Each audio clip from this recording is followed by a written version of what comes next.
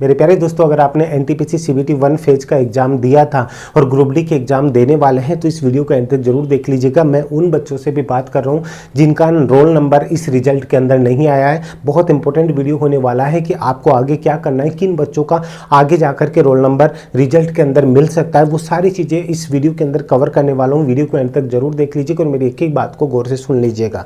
सबसे बड़ा सवाल ये भी है कि हमारी एग्जाम कब तक होगी, चाहे वो एनटीपीसी सीबीटी 2 हो, चाहे वो ग्रुप डी एग्जाम हो। सारी चीज़ें क्लियर करने वाला हूँ, एक एक बात को गौर से सुन लीजिए। इसी के साथ अब आपको प्रिपरेशन कैसे करनी है, कहाँ से क्या पढ़ना है, वो सारी की सारी चीज़ें मैं आपको बताने वाला हूँ। ढंग से सुनिएगा एक एक बात को। पहले मैं आपको बता दूँ कि सीबीटी 2 की जो प्रिपरेशन कर रहे हैं, जो पास हो चुके हैं, वो तो आप अपनी जो प्रिपरेशन है उसको कंटिन्यू रखिएगा।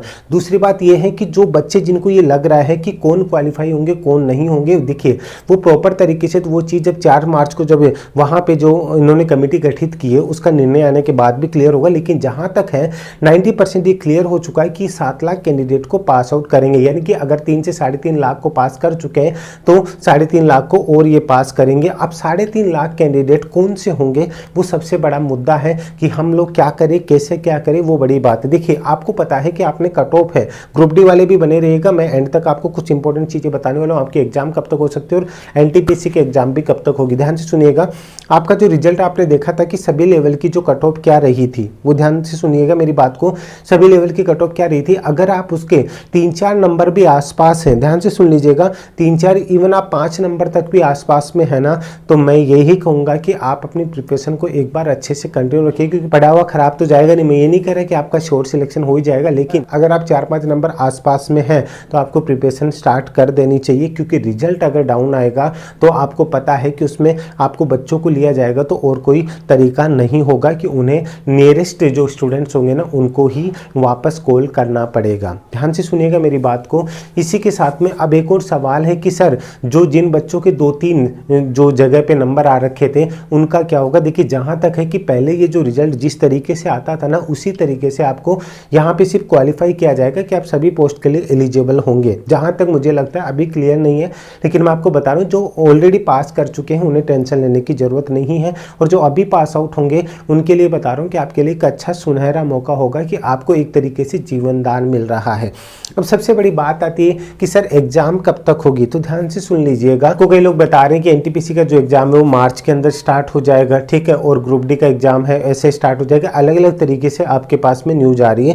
मैं आपको एक चीज बता दूं कि आप खुद भी समझदार हैं इतने कि एनटीपीसी के अगर 3.5 लाख बच्चों को पास किया जाता है, उन्हें पहले तो पता ही नहीं था कि वो इस चीज की प्रिपरेशन करे या नहीं करे। जो पास आउट हो चुके हैं वो ऑलरेडी प्रिपरेशन कर रहे हैं, तो उन्हें कम से कम टाइम तो मिलना चाहिए ना। तो रेलवे जहां तक है ज़्यादा भी नहीं तो आपको 30 से 40 दिन का टाइम आराम से देगा, या फिर आप कह सकते हो कि 25 से 40 दिन के बीच का जो ड्यूरेशन है वो होता है एग्जाम के बीच का, तो इतना टाइम आपको जरूर दिया जाएगा। तो ये समझ लीजिए कि एनटीपीसी के अंदर जिन बच्चों को पास नहीं किया गया था अब उन्हें वापस से जो रिवाइज रिजल्ट आएगा उनमें अगर पास किया जाता है तो उनको 25 से 40 दिन के बीच का टाइम जरूर दिया जाएगा। तो इस आधार पर मैं कह सकता हूँ कि एनटीपीसी का सीबीटी 2 एग्जाम पहले ना होकर के ग्रुप डी का एग्जाम है वो पहले होगा। अब ध्यान से सुनिएगा, आपके पास कई ऐसी भी चीजें आ रही है कि सर इसके एजेंसी को चेंज किया जा रहा है, ये वो चीजें आपको सोचने की जरूरत नहीं। वो जो भी करेगा वो रेलवे बोर्ड करेगा।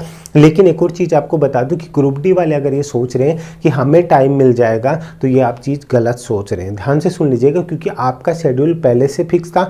ग्रुप डी में जो 2 एग्जाम का उन्होंने कहा था बस उन्हें एक ही डिसीजन लेना है कि एक एग्जाम होगी। ऐसा होते ही आप लोग ये नहीं कह सकते कि हमें और टाइम दीजिए, इसलिए हैंड टू हैंड आपके एग्जाम स्टार्ट कराई जा सकते। तो ग्रुप डी की जो एग्जाम है वो मार्च एंड से या फिर मार्च के महीने में जो लास्ट वीक से या फिर अप्रैल स्टार्टिंग से किसी भी कंडीशन में आपके एग्जाम स्टार्ट हो सकती है। सीबीटी 2 की जो 25 से 40 दिन का मैंने गैप बताया उसके बाद में आप ये मान सकते हैं कि आपका अप्रैल के 2nd वीक के बाद में आपकी एग्जाम हो सकती है। अप्रैल का लास्ट वीक भी आप मान सकते हो, क्योंकि 3-4 दिन के अंदर आपकी एग्जाम फिनिश करवा दी जाएगी। अब दोनों ही एग्जाम के लिए जो इंपॉर्टेंट फैक्ट है वो मैं आपको बता दूं, दोनों एग्जाम के अंदर 8 से 10 क्वेश्चन आपको करंट अफेयर्स के जरूर मिलेंगे। और जो कि ये वैकेंसी ग्रुप डी वालों को बता दूं 2019 की वैकेंसी है। अगर उसी पैटर्न पे अगर एग्जाम ली जाती तो आपसे 19-20 के क्वेश्चन भी पूछे जा सकते हैं, जो आप कहीं कहीं भटकोगे नहीं मिलेंगे। 2019 से लेकर के अब तक के करंट अफेयर्स सब कुछ आपको एक कॉम्बो पैक है, वो मेरे ऐप वो मेरे ऐप उमेश शर्मा एकेडमी के ऊपर आपको अवेलेबल हो जाएगा। ठीक है, आपको कहीं भटकने की जरूरत नहीं पड़ेगी। इसी के साथ में ग्रुप डी के लिए आपको अगर मैथ अच्छे से नहीं आती तो आप रीजनिंग को अच्छे से कर लीजिए। रीजनिंग भी 99 रुपीज़ में, जनरल साइंस जो ग्रुप डी के लिए बेस्ट है, और यही चीज़ें आपके लिए CBT 2 के अंदर भी रीजनिंग भी इंपॉर्टेंट होगा, करंट अफेयर भी इंपॉर्टेंट होगा। आप सभी के लिए सब कुछ एक कॉम्बो पैक भी अवेलेबल है, जाकर के एक बार चेक जरूर कर लीजिएगा। और हाँ, आप NTPC और ग्रुप डी के लिए सिर्फ 49 रुपीज़ में मैंने स्टैटिक जीके के 700+ क्वेश्चंस तैयार किए हैं, जो बहुत इंपॉर्टेंट है आपके एग्जाम के लिए। हैंड रिटन जो क्वेश्चंस है, वन लाइनर है, उनको जाकर के एक बार जरूर चेक कर लीजिएगा, बहुत हेल्पफुल होंगे। पहले के एग्जाम में भी ये इंपॉर्टेंट रहे हैं, तो वो जाकर के सिर्फ 49 रुपीज़ में अवेलेबल है। 700+ स्टैटिक जीके, जाके चेक जरूर कर लीजिएगा। उम्मीद है आपको ये सब चीज़ें समझ में आ गई होगी। मैंने एग्जाम से रिलेटेड आपको सब कुछ बता दिया, कैसे क्या पढ़ना है वो सब कुछ बता दिया है। तो आप भरोसे मत रहिएगा, अच्छे से तैयारी कीजिएगा, और आपके आगे के फ्यूचर के लिए आपको बहुत बहुत शुभकामनाएं। तैयारी करते रहिए और यूं ही मुस्कुराते रहिए। चैनल को सब्सक्राइब नहीं किया तो जरूर कर लीजिएगा, ऐसी अपडेट आपको हमेशा मिलती रहे। अभी के लिए इजाज़त दीजिए। जय हिंद, जय भारत, धन्यवाद।